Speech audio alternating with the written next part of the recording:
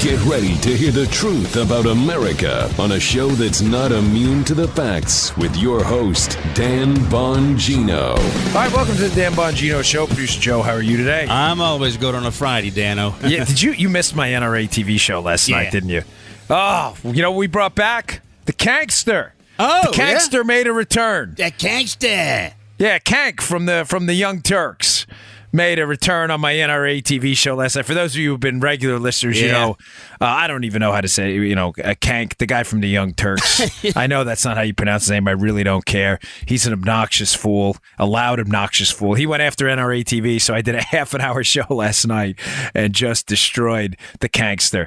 Remember we had the Kankster curve? Oh, yes, I do. A do. measure of stupidity, and the Kankster being at the top? Well, I'll be introducing on the NRA TV show tonight the Kankies, like the Peabodys, the Emmys, and the Tonys. We'll be doing. My wife thinks it's her. She's like, that's horrendous. That name. It's supposed to be the Kankies for the dumbest media commentary of the week, named after Kank from the Young Turks. So, do they make a medicine for that? The Kankies. They probably do. There's probably some Z-Pack or something you could take to eliminate a case of the Kankies. But you'll see my first recipient of the Kankies.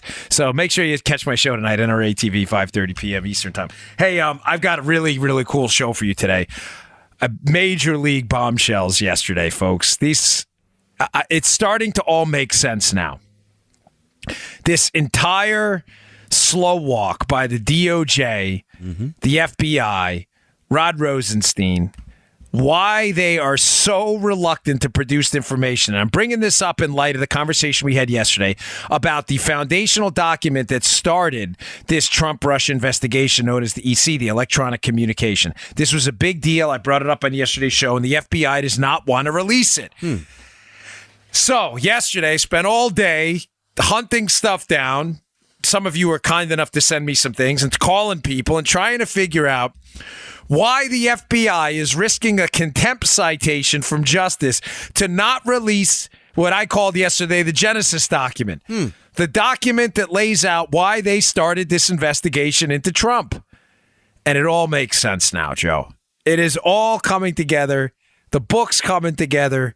Everything's coming together. I'm going to get to that today, so don't miss it. Today's show brought to you by our buddies at Filter By in what may be the greatest ad ever written for the Dan Bongino Show. Filter By, one of America's leading providers of air filters for your HVAC system. It's spring cleaning time, and like Trump is cleaning out corrupt officials, you can clean up the air you breathe and make your HVAC system great again. I love these guys. And folks, don't procrastinate. Otherwise, dust, mold, and pollutants will clog up your system. It'll become inefficient and it'll end up costing you a lot of money. Sounds like the federal government. Clean up the system with my friends at Filter By, America's leading provider of HVAC filters for homes and small businesses. You got a small business with 100 air filters? These are your guys. A house with one or two? They're your guys too. They carry over 600 different filter sizes, including custom options, all shipped free within 24 hours. Plus, they're manufactured right here in America. Filter By offers a multitude of MERV options all the way up to hospital grade, so you'll be removing dangerous pollen, mold, dust, and other allergy-aggravating pollution while maximizing the efficiency of your system. Right now, save 5% when you set up auto delivery. That way, you'll never have to think about air filters again. That's the way to do it. Save money, save time, breathe better with filterby.com. That's filterbuy.com, filterby.com. We love those guys. Thanks for supporting them. They support us. Yep. Okay, it all makes sense here. As I said, the slow walk. All right. Joe, I have not discussed this with you before the show because I want, your genuine reaction to everything. The FBI, as I said, is refusing to provide the unredacted document that started this whole investigation into the Trump team. I know, I get it. Some of you are exhausted about it. I understand, but this is important because the bells went off last night. I think they're risking a contempt citation to refuse to provide this information while they started it. Because as Kim Strassel pointed out in the Wall Street Journal piece today, which I think she is spot on. I think she is right over the target based on information I've been putting together from various places here. Because the information was provided by foreign intel. Now, that may not, Joe didn't play the dun, dun, dun, because I know that doesn't sound that dramatic, but trust me, it is. What I'm about to tell you is pretty darn frightening, and I don't listen, it may get me in a little bit of trouble, but that's okay, because I think it's the truth, and I'm pretty sure the evidence is mounting. Strassel points out an interesting fact here. That when we share information, Joe, intelligence with foreign governments, cooperating governments, and sometimes I guess even uncooperating governments, if there's some kind of enemy and my enemy is my friend initiative, right? Yeah. If let's say I'm the king of Danistan and Joe's the king of Joistan, right? And we share info. Joistan may say, hey, Dan, do us a favor. We're going to share this info with you about the country, but as a condition of sharing the intelligence, you are not allowed to disseminate the information. We're going to agree to that, right? We're going to make a pinky promise, okay? Yeah. That may be some of the information contained in this Genesis document, which is why the FBI is so reluctant to unredact this document as to how they started this investigation into Trump. Now, what have I been telling you? You got to be shitting me. No, I'm not. For months now, I've been telling you this. This, Joe, Dude. that this investigation started based on some reporting from liberal outlets, including CNN, based on foreign governments who are cooperating with the United States, notably the United Kingdom, their intelligence services spying on the Trump team because the NSA, the Central Intelligence Agency, and the FBI could not legally do it. Dude. Now it makes why they're slow walking this makes all the sense in the world. Let me just throw this out there. I'm just going to ask, I know people hate this. One guy actually emailed me. Who is it? A friend of mine. He's like, Jesse Ventura, the former governor of Minnesota, he goes, what drives me crazy is he always goes, I'm just asking questions. Which he does. I heard him on Howard Stern one time. He does do that. I'm just asking questions. I'm just asking questions, man. That's it. You sound like him. I'm not trying to do this to be a wise guy. I'm just asking you the question right now because I'm reasonably confident based on a series of points I'm going to lay out in a moment that the British and the United Kingdom's involvement in this spying on Trump is catastrophic. I say catastrophic because it is going to be embarrassing. It's going to be humiliating. It is going to overturn a lot of basically members of free countries, democracies, the United Kingdom, the United States, Australia, their perception of what the intelligence communities were designed to do. It's going to shake the faith in the intelligence community. And I think the bombshell is that, yes, they wanted to spy on the Trump team, and they used a foreign government to do it. And that foreign government played politics with the United States to get their preferred candidate in there. Folks, that is, I know even putting that out there opens you up to significant criticism and conspiracy theory nonsense. And you know what? That's okay, because I can back it up with reporting based on left-wing assets like CNN, who have already reported that the British intelligence entities were spying on Trump. Let me lay this out for you, okay? Hey, I wasn't even thinking in that direction, man.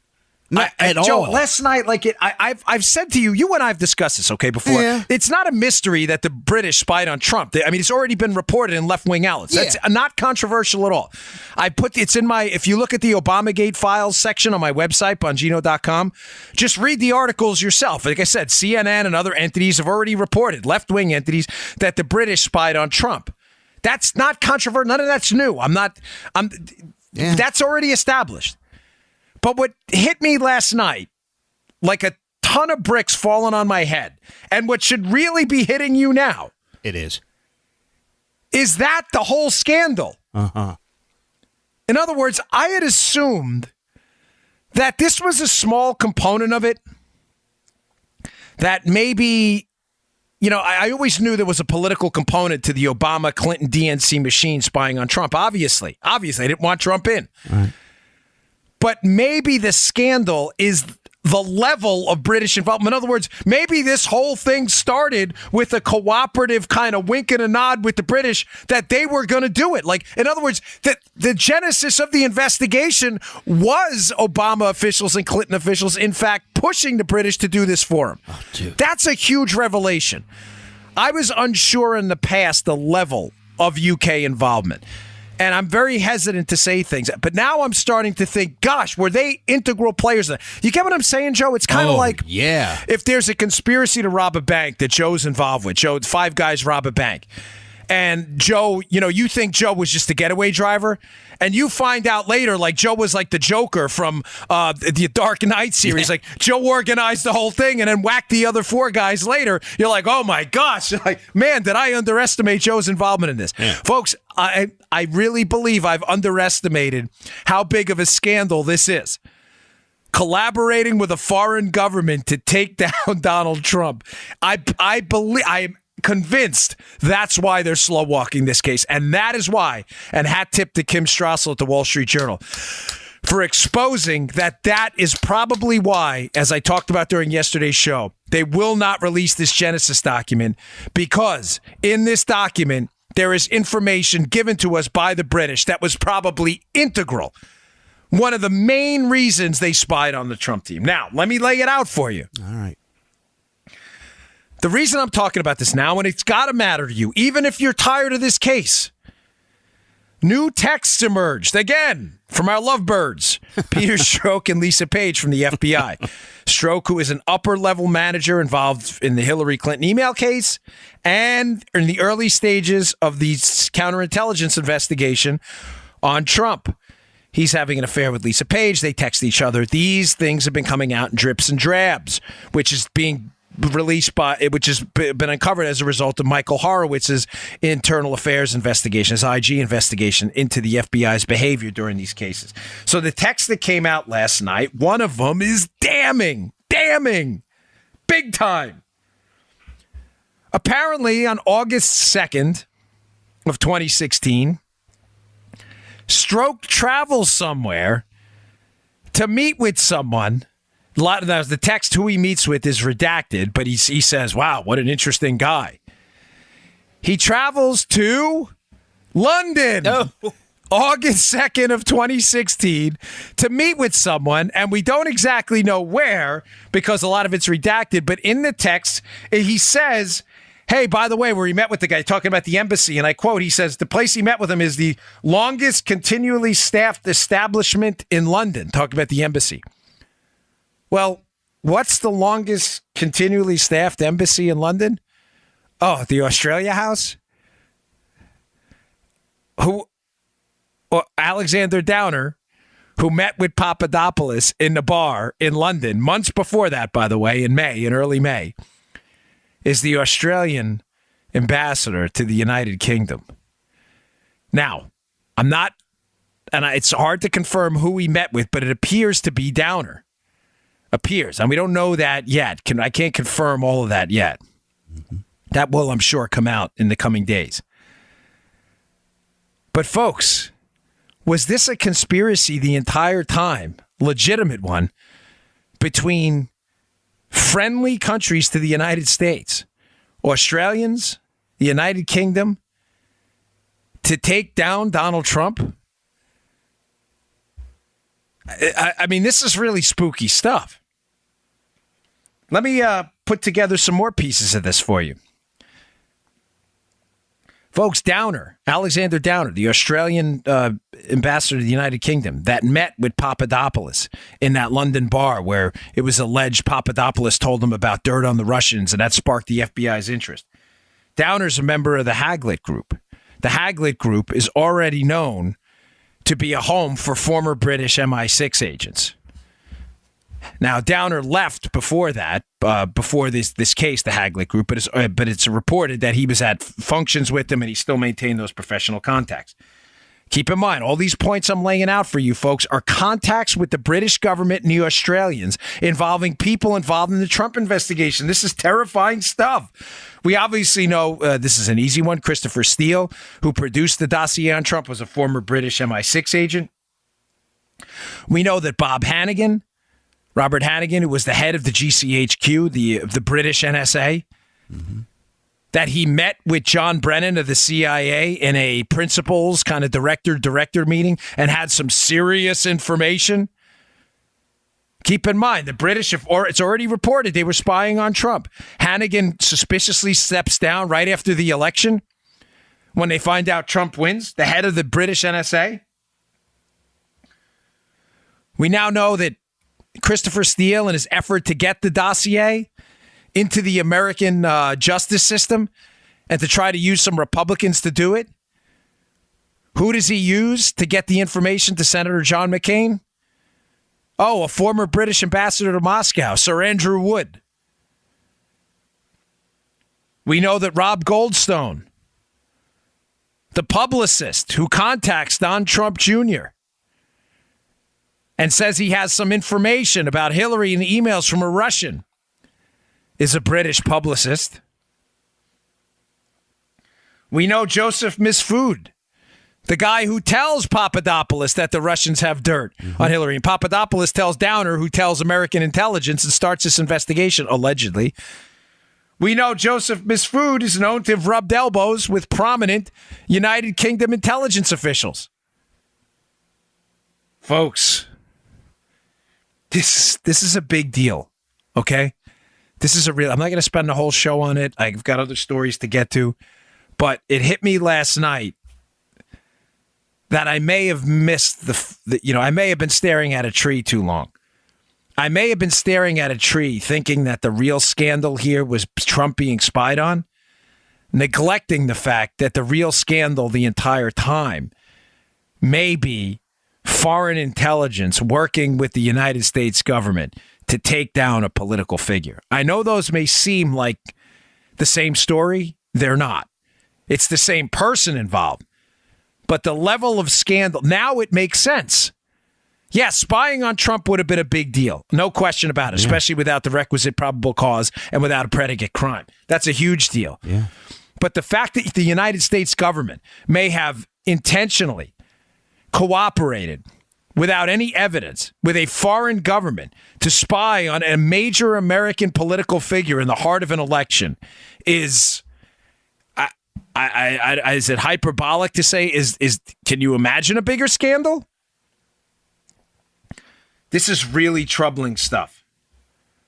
Was this a setup the entire time? I think the answer is obvious. But again, the real question now, which we're digging through, this book I'm putting out is going to blow your mind. But the real scandal now is, I think, not what did Obama know and when did he know it, Joe. I think it's clear as day now. Obama knew Trump was being spied on. I think the question now is, what did the British know? And when did they know it? And who? I have this underlined right here. This is going to be the question right now in this foundational document, this EC, this Genesis document about how this whole thing started. Who called the FBI? That's the simplest way I could write this to wrap this thing up so you understand them. Who called the FBI? You know, if the cops show up to your house and they say, hey, we're getting reports that you were involved in a kidnapping, and you're like, what the hell are you talking about? I was sitting here recording Dan's podcast. Mm-hmm. Wouldn't you want to know, Joe? Well, who said that? I sure would. I'd ask right off the bat. You're darn right you would.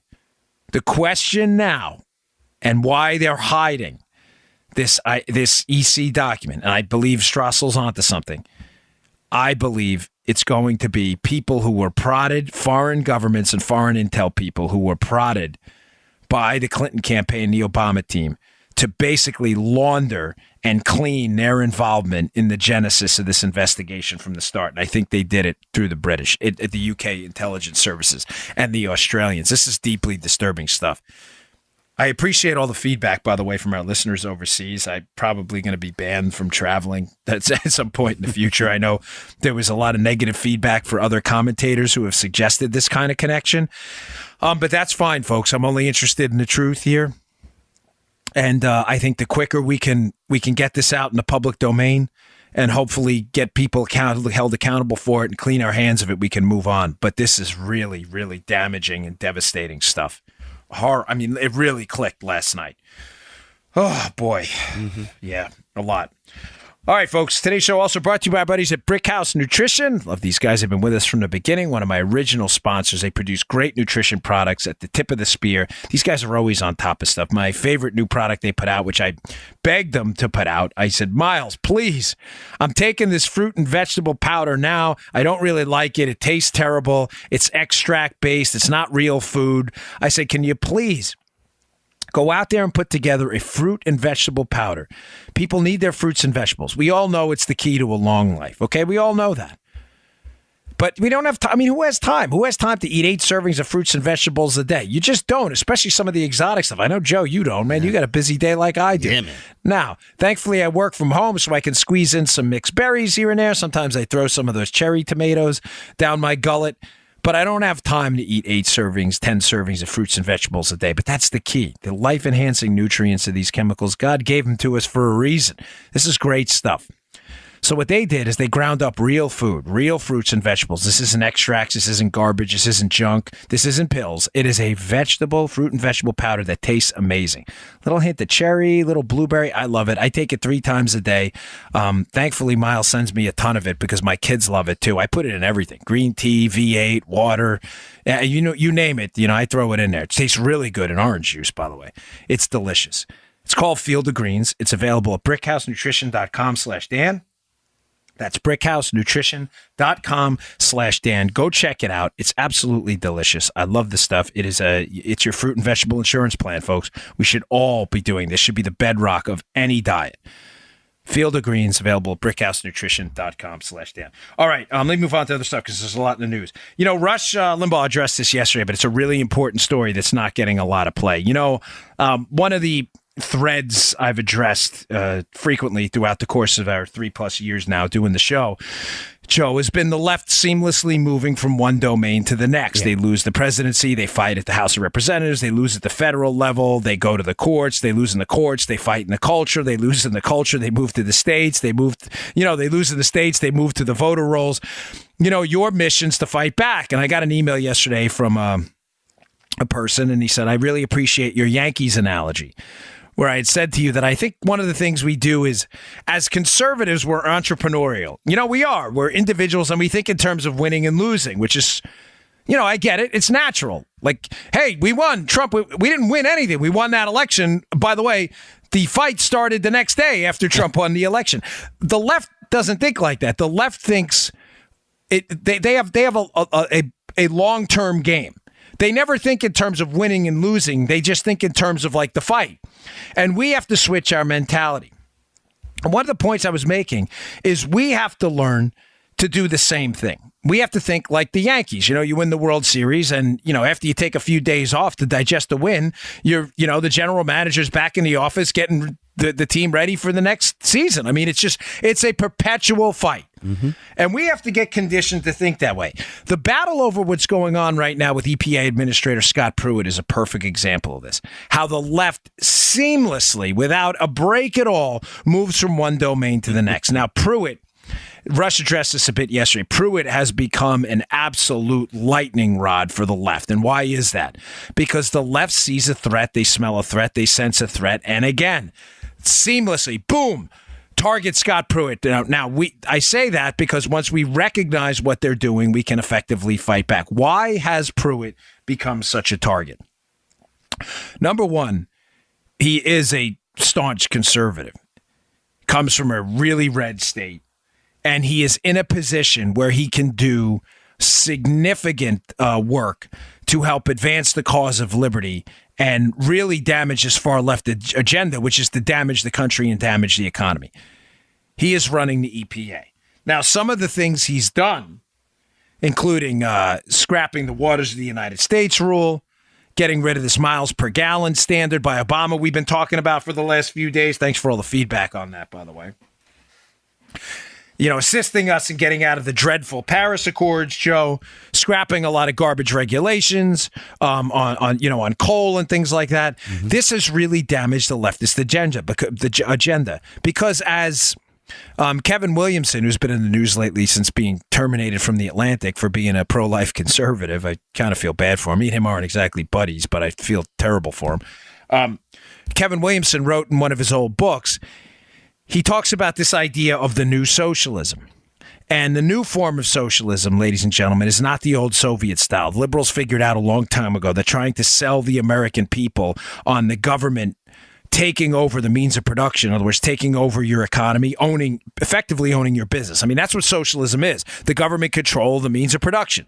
That after the collapse of the Soviet Union, this had no effective constituency. Nobody outside of the real kooks in our job. Ah, nice. Look at it. As we're on the air, Trump. Scott Pruitt's doing a fantastic job. You see that? I'm looking at Fox. Apparently, good. You see, Trump sees this is what I love about Trump. I don't want to get lost here, but Trump instinctively sees what's going on here, Joe. You know what I'm saying? Yep. Yeah. Gosh, I think I can nail him. That was good. Joe knows what just happened there. Yeah. So, this is important. The new form of socialism, because they can't sell the old form of socialism, is not to sell to people, hey, the government should take over your business like they did in the Soviet Union. We're going to run your farm. We're going to run your business. What they proposed and what they kind of, I shouldn't say propose, but they sneak around behind the scenes is using the administrative state to tax and regulate businesses into death, into doom. Yes is right. And the EPA has been one of their primary means to do this. Now, due to, Chevron deference, in other words, deference to these administrative entities that write vague rules, what's been allowed to happen is the administrative state. In other words, bureaucrats who are not elected by you. Bureaucrats in the EPA, administrators in the EPA, other people, these people are not elected. They've been effectively allowed to legislate your life away. And in conjunction with the Democrats and their high tax agenda, they already control the means of production or a significant swath of them. They control it. So if Joe has let's say Joe has a production business, Armacost Inc. Mm-hmm. He may not have to turn all his proceeds over to the government and answer to some Soviet era Politburo, jackbooted thug. Mm-hmm. But if the tax rates are high enough and Joe is already turning over a majority of his money and he's answering to all these rules from the FCC or someone else that's imposing them on them, Joe is already controlled by the administrative state. And it's kind of what Williamson hints at in his book about the new form of socialism, which is accurate. He's right. This is the new way far left liberals want to control the economy. Hence, Joe, their war on Pruitt and why this is so important and has nothing to do with Scott Pruitt and everything to do with the left's desire to continue this path down the road to this new form of socialism.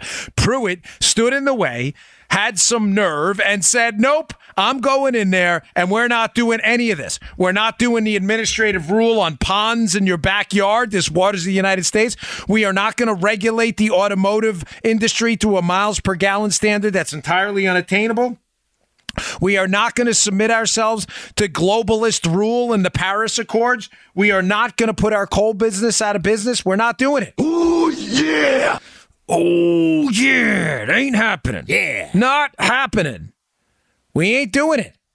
And the left has made him public enemy number one. Mm-hmm. So the key question, how is the left going to try to take Pruitt down? Because I told you, they move seamlessly. Mm-hmm. It doesn't have to be legitimate, the left. They'll find a way to take you down. So, a piece of a journal today, I'll read to you a quote from it. So what they did is the left, of course, with their friends, by the way, still remaining in the government, a lot of these Obama loyalists and Obama holdovers, are trying to use ethics charges against Republicans and conservatives in the administration they see as a threat to their new socialism in their administrative state. Because remember, the EPA has been a cudgel, has been a weapon, an administrative state enforcer that Democrats have used for a long time to impose rules on businesses they don't like. Coal, the automotive industry, whatever it may be.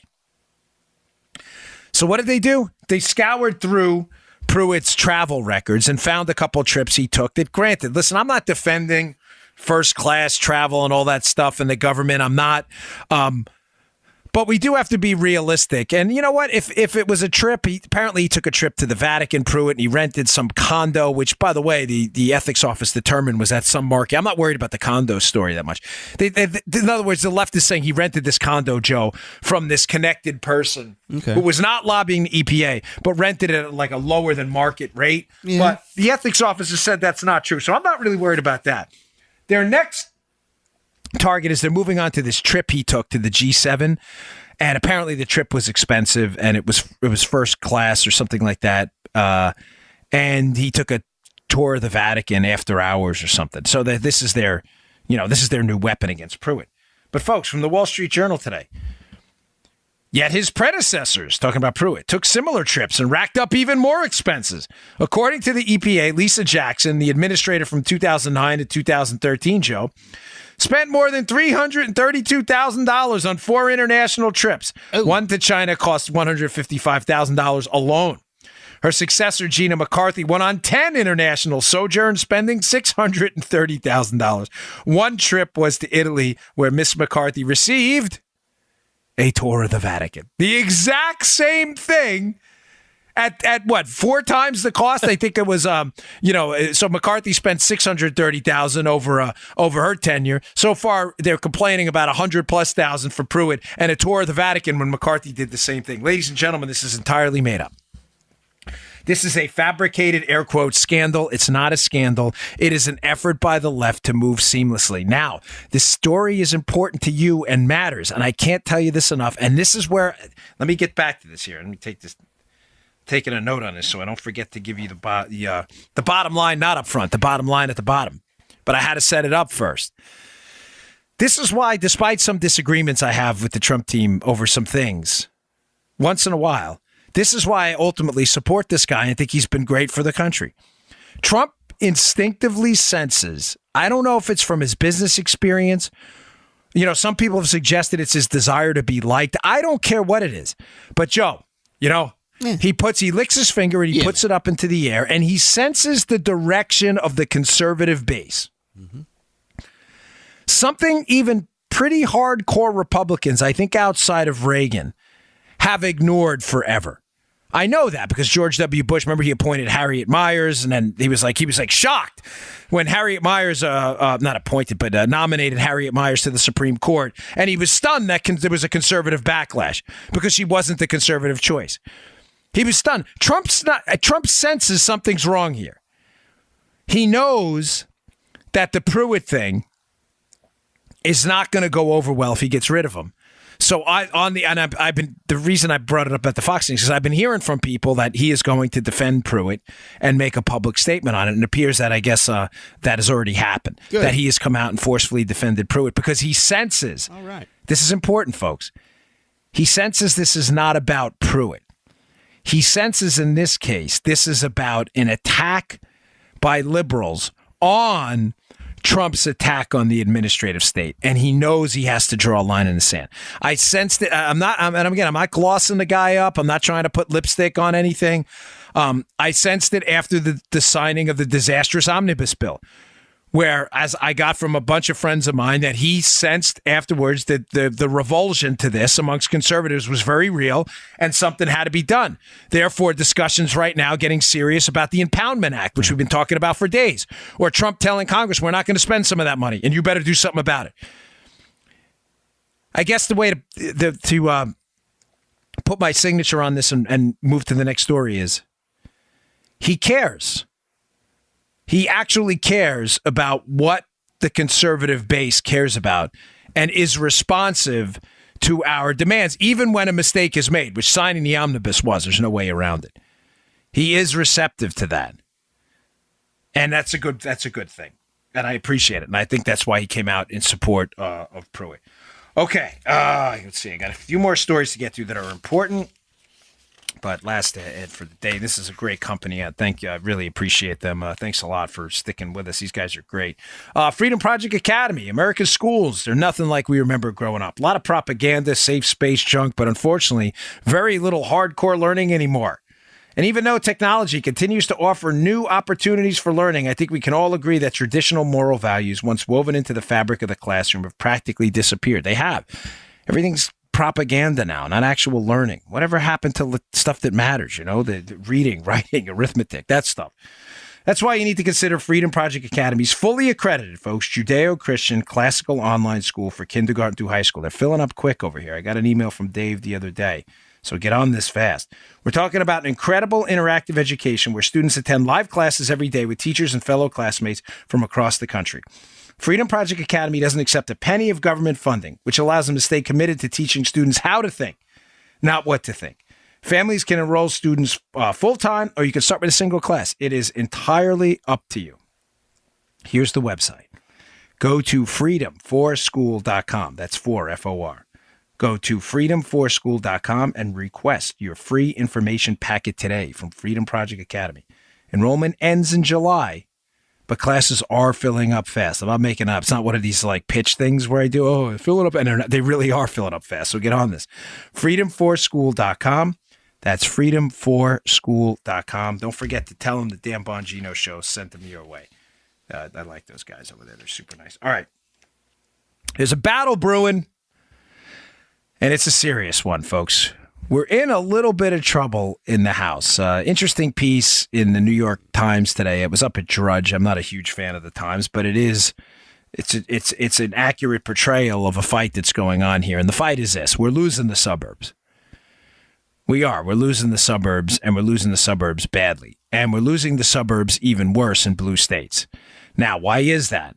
Because a lot of Democrats are starting to manipulate suburban homeowners in blue states, Joe, in suburbs, which we have a lot of in Maryland, where Joe's from, and I lived for a long time.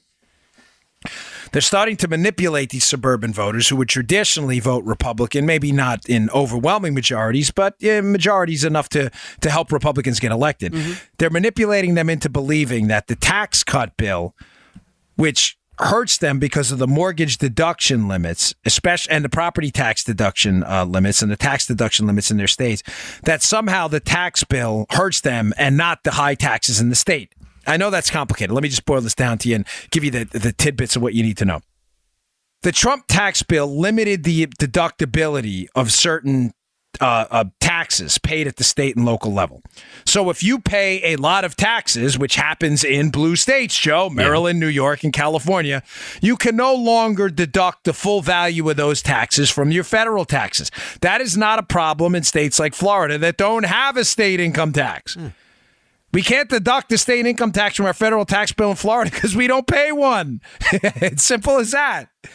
Not the case in California and New York and other places where people pay a heavy state income tax. They used to be able to effectively get some of that money back by deducting it from their federal taxes. Make sense, Joe? Mm-hmm. What you paid in state taxes, you could deduct a good swath of it. Mm-hmm. A lot of that has gone away. That is not the fault of the tax cut bill. Yes, the tax cut bill did change that, but that is the fault of blue state governors that tax the snot out of you. Yes. It has nothing to do with Trump. It has everything to do with the fact that you live in a state.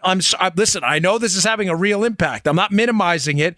So you're always free to send me nasty grams. I read them. But I got an email from a woman in New Jersey. She was all upset, like I was minimizing this. I'm not. This is going to probably cost you a little bit of money, but it's the fault of the local government. The whole idea of the tax cut bill, Joe, long term, which we have to start looking and fighting, folks, was to stop the deductibility of significant state tax loads to make people pay the full load. Yeah. Because what was happening? What was happening is they weren't paying the full load. If you live in New York or California and you're paying ridiculous state taxes, which you are, they were deducting it from their federal tax bill, effectively getting a break no one else got. There you go. Because you're almost getting a subsidy from other people. I know that's kind of a leftist way to say it. And I'm sorry. I'm really not trying to do that or play their game or manipulate you. I'm just saying you were getting something not available to people in the other states that chose not to tax the snot out of their citizens. So the thinking behind the bill, which I agree with, was, hey, listen, if you're going to tax your citizens to death, then they voted for you, then they should pay the tax. If not, get them out. Get them out. That was the thinking. What Democrats are successfully doing now is they're walking into the suburbs in these blue states, and they're telling people that their tax hike bills are the fault of the Republicans, which, folks, is entirely, it's garbage. It's fabricated. It's made up. It is entirely invented. You're paying a high tax bill at the state level because you live in blue states that tax you. That is not, Donald Trump did not hike your taxes at the state level. They did not. Your taxes are high. You lost the ability to claim some of it on your federal taxes, which is a separate taxing body. Now, the article in the New York Times is about New Jersey. Maybe I'll include it in the show notes, even though it's the Times. Let me take a note on that. NY Times, because sometimes I forget, and I know a lot of you get annoyed, understandably. Nothing worse than telling people go to Bongino.com and read the show notes, and it ain't there. The piece is about New Jersey, how New Jersey's become a particular hotspot, and 2 Republican members of Congress have already said they're not going to run again. And the operating thesis of the piece is that if the Republicans lose the House, Joe, it's going to happen in suburbs in blue states where they had traditionally held seats, even by slim margins. Now, this is where the call to action, and I have to, beg you all, you got to get out and vote. You have to. There are still people in the suburbs who understand that this was the tax cut bill was, and what's happening at the state level is the fault of the states, not the fault of Trump. You have to get out and vote. But I say that as well because we, especially in national elections in the upcoming presidential in 2020 and the midterms, this can be offset with increasing voting on behalf of the Republican, team, so to say, in areas of the country outside of the suburbs and cities. I know those areas of the country, the agricultural communities, what they call the exurbs, which is outside the suburbs. These areas are not densely populated, but there are enough of us in national elections, if we vote in big numbers, to offset some of the losses in the suburbs and blue states. But make no mistake, some of those people have been convinced, I think mistakenly so, that somehow Trump raised their taxes. He didn't. He did not raise your taxes. It's a state level what's going on right there, but we are going to lose some seats, and it's sad. Speaking of taxes, there's another piece I saw today. It was up on Drudge. This one's subscription only, but it's a really good piece that requires some, I think, analysis here and shows you the problems we have with our tax code now. So, Joe, tax payment data is always a few years delayed. It's tough to figure out who paid what, when they paid it, and how much they paid. But there's an interesting piece in the Wall Street Journal. It's just a staggering number. I had to look twice to make sure this was accurate because it seemed to me to be way, way above even my worst fears about how the tax code has become increasingly progressive. The top 20% of taxpayers, 20 out of 100 taxpayers, the top 20% are paying a staggering 87% of the income tax. Oh. Folks, that's not sustainable. Now, the left has always enjoyed this because it feeds into their class warfare paradigm.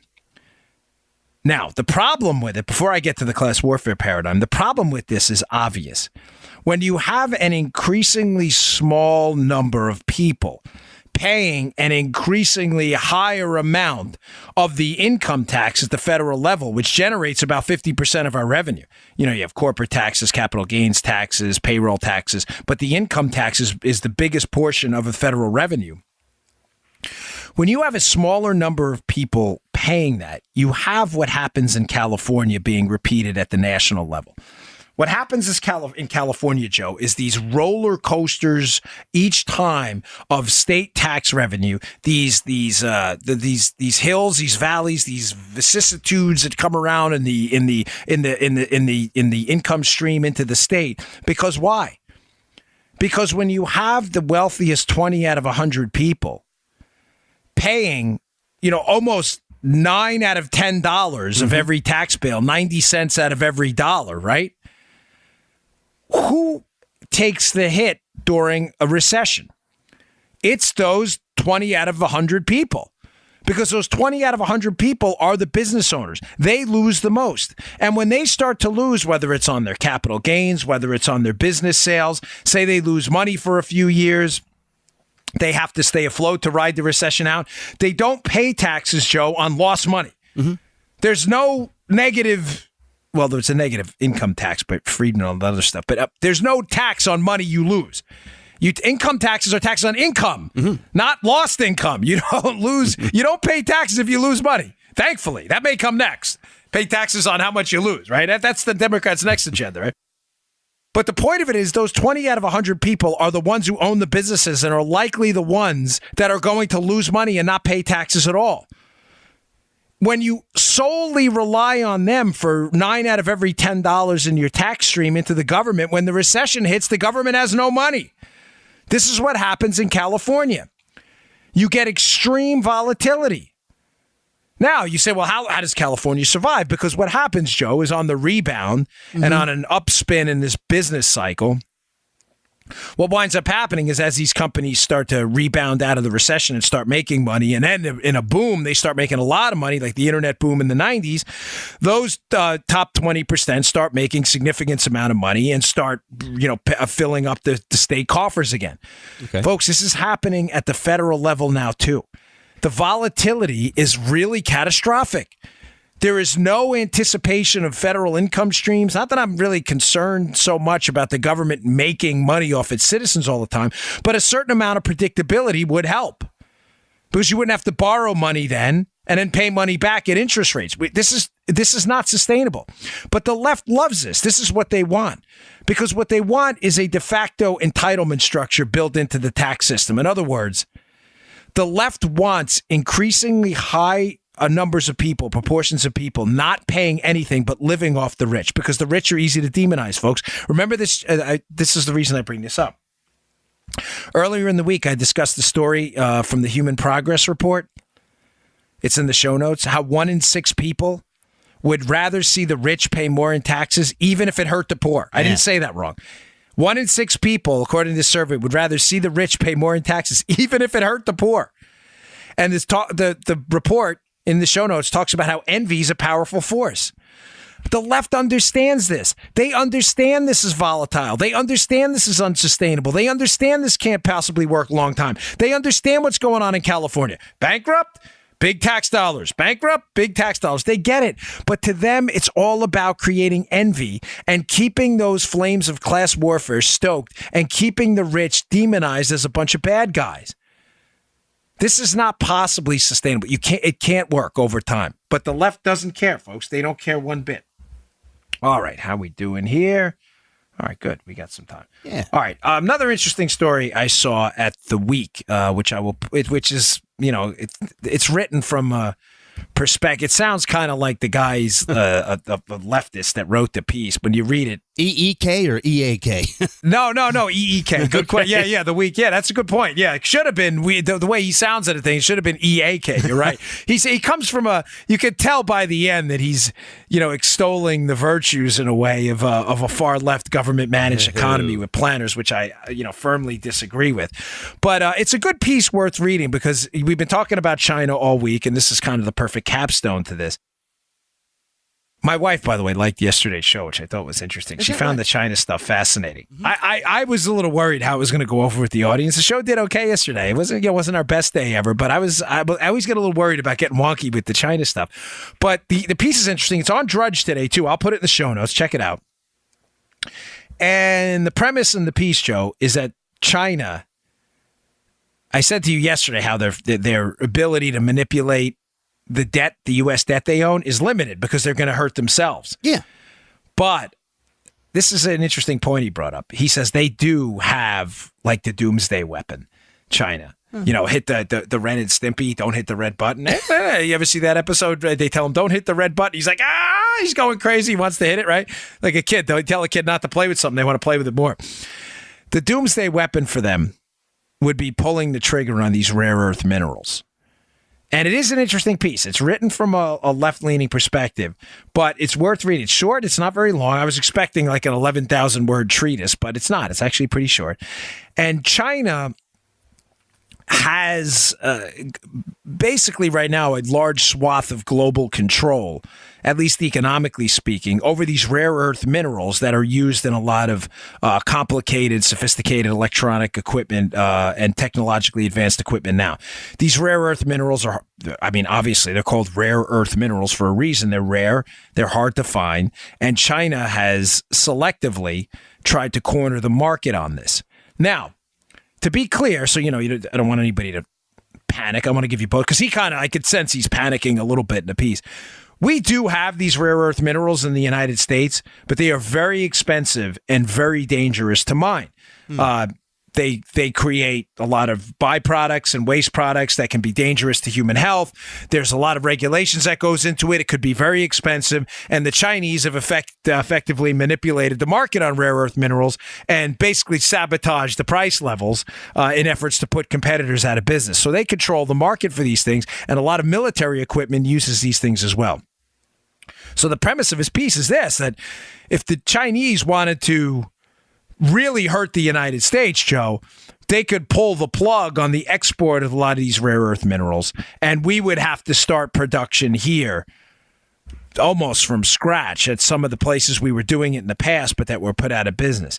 Now, when you read the piece, he at one point at the end, he talks about how, planned economies and, the Chinese were savvy in how they did this. I give a little more credit to free market forces. If the Chinese, tomorrow morning pulled the plug on this, the entrepreneurs in the United States would figure out quite quickly, I think, how to either find some form of a replacement for this or to start to mine them here.